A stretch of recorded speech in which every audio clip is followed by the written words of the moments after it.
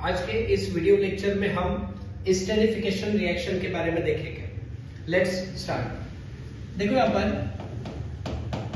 Esterification reaction काफी important reaction है, इसको अच्छे से ध्यान में रखना है। देखो जब भी स्टेरिफिकेशन आएगा तो आप ट्रिपल ई याद रखो। क्या याद रखना है? ट्रिपल ई याद रखना है। ई यानी कि इथेनोइक एसिड, दूसरा ई यानी कि इथेनॉल और तीसरा ई यानी कि ईस्टर। क्या याद रखना है? ट्रिपल ई याद रखना है। चलो अब इस रिएक्शन को कैसे ध्यान में रखना है ये हम देखेंगे।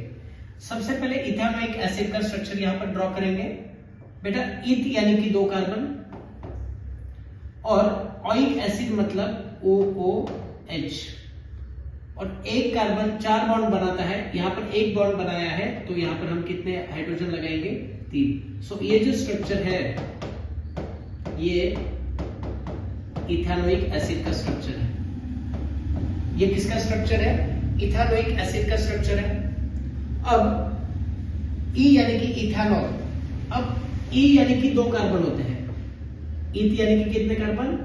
2 कार्बन होते हैं और ओल मतलब OH अल्कोहल होता है। क्या होता है? अल्कोहल। यहां पर एक बॉन्ड बनाया है और 3 हाइड्रोजन लगेंगे।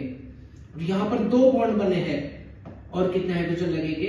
2 हाइड्रोजन लगेंगे। क्यों? क्योंकि कार्बन 4 बॉन्ड बनाता है। कार्बन का वैलेंसी कितना है? 4 है। तो ये है इथेनॉल। ये क्या है? इथेनॉल। अब ना इसको ना मैं थोड़ा सा ऐसा उल्टा लिख रहा हूं। देखो OH पहले लिखा है यहां पर, बाद में मैंने क्या लिखा? CH2 लिखा और यहां पर क्या लिखा? CH3। इसको जस्ट उल्टा किया है और इसका नाम क्या है? इथेनॉल है। क्या नाम है इसका? इथेनॉल है। अब इसमें हमें क्या लेना है? एसिड लेना है। यहां पर क्या लेना है? एसिड। और ये रिवर्सिबल रिएक्शन है। कौन सी रिएक्शन है? रिवर्सिबल रिएक्शन है। अगर यहां तक आप करते हो तो आगे बहुत ही आसान है।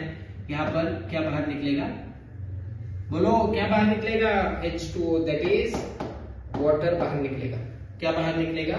पानी बाहर निकलेगा। अब जो बचा है उसको ज्वाइन कर दो। क्या क्या बचा है? देखो CH3 बचा है और क्या बचा है? CO